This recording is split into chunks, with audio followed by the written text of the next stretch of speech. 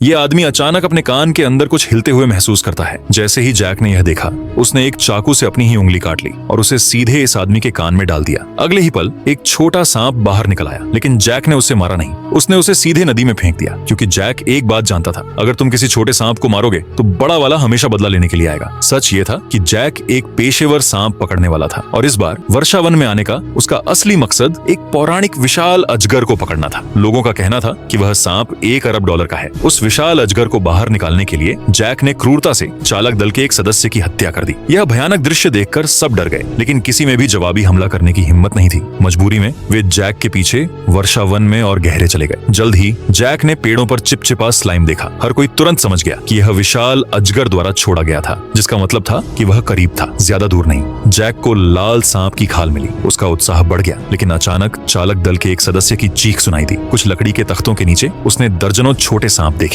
डर के बजाय उनके चेहरे खुशी से चमक उठे, क्योंकि प्रत्येक सांप $1000 में बिक सकता था। उन्होंने जल्दी से सांपों को बैग में भरना शुरू कर दिया, लेकिन जैसे ही उन्होंने जाने के लिए बैग उठाया, एक आदमी ने महसूस किया कि कुछ गलत है। उसने पीछे मुड़कर देखा। जमीन पर पड़ा मृत शरीर सीधा खड़ा था, एक टेढ़े मेढ़े और अप्राकृतिक तरीके से। वह आदमी घबरा गया और अपने साथियों की ओर भागा, लेकिन बहुत देर हो चुकी थी।